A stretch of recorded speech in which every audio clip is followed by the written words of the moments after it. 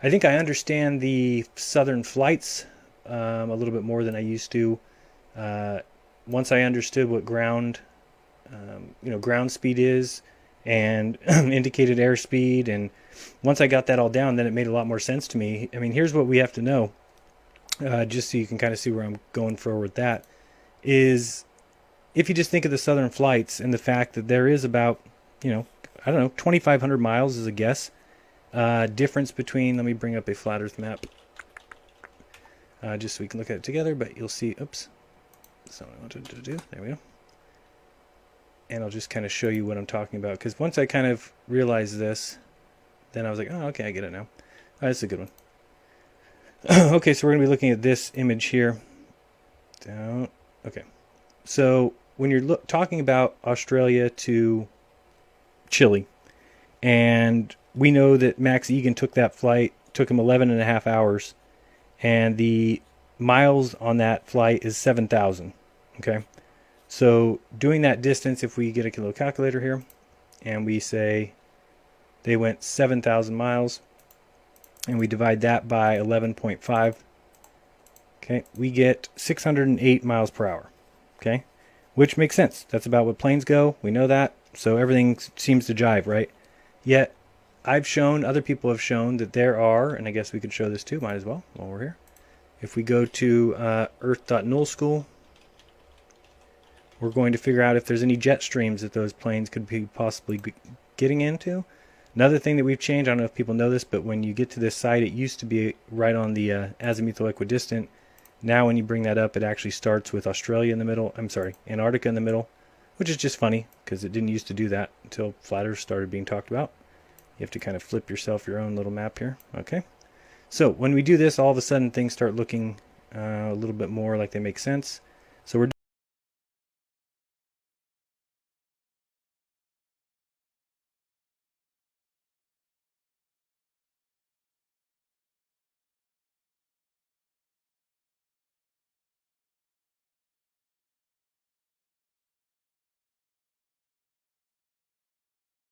here. Remember, we're talking about a flight going from here out of, um, Australia. I can't really see where it's at now. Hello. Okay, over here. Oops, right about there. Okay, so it's coming this way. We know that they're circling this way. And if you catch some of these winds, that's 166 kilometers per hour, 186, 203.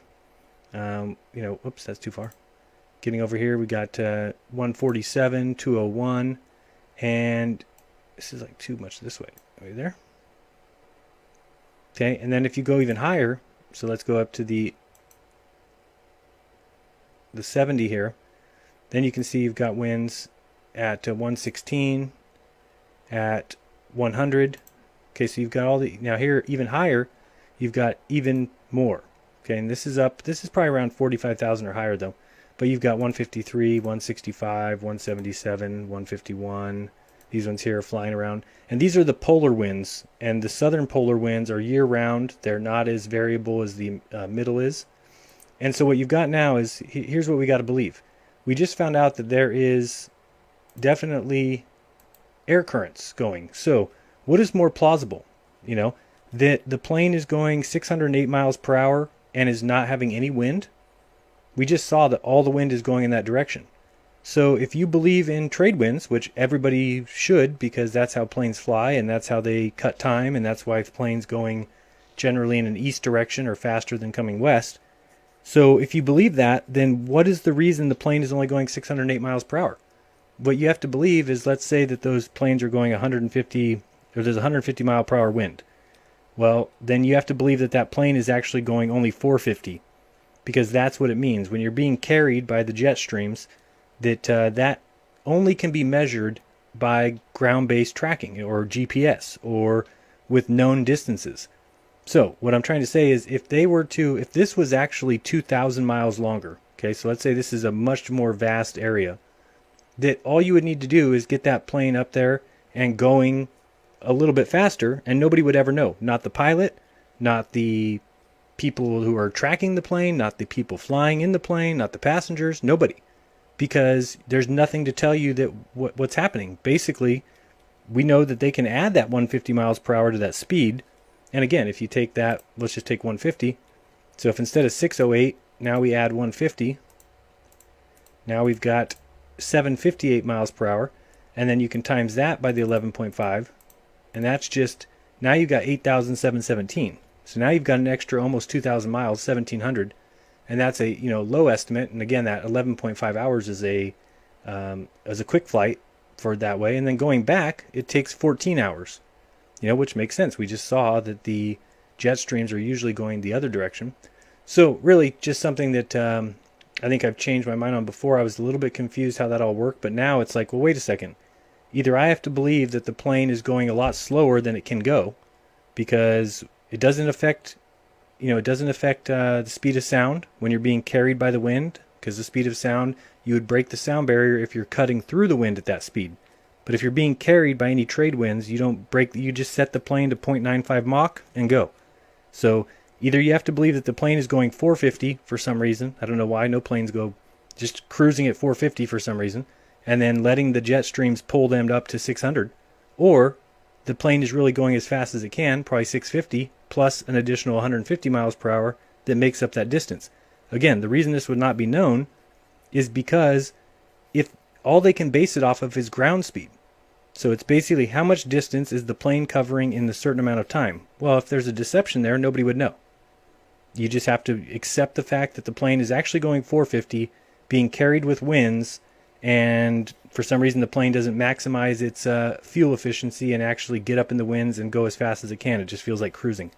I don't believe that, and I think that's the answer. That if it were true that and there's a lot of people out there that think southern flights disprove the flat Earth, and actually the southern flights prove the flat Earth. So, or at least evidence towards it. So, amongst many others. So let's go back and see if there's any more chat here. What was I saying before we got on that? I took a diverge, didn't I? I was going to check if anybody had any questions. I see people punching in questions on ask.fm. I'll get to those after. Let's see here. So what is hilarious? You can't just say it's hilarious. It's hilarious that people question where they live when they're given no evidence. That's what's hilarious, I guess. They probably do cancel the flight when the winds are low. I wouldn't doubt that. Again, here's another thing, is if it was real, the distance was exactly like we're given. People say, how could you question the distance? It says it's 7,000 miles. Then show me a cruise that goes from New Zealand to South America. There isn't one. Well, there is if you go up to Japan and up to Alaska and around down by California and then down to the South America. But where's the boat that goes straight across? Well, there's not one because boats are not like planes. Planes can have the variance we just talked about of 200 miles per hour that nobody would really notice, but a boat cannot go more than 20 miles per hour. Sure, if it's got a current with it, maybe it's going 24. If it's going a little slow, it's going 18. But a cruise ship cannot make up that distance in the amount of time. They would be 5 days overdue. So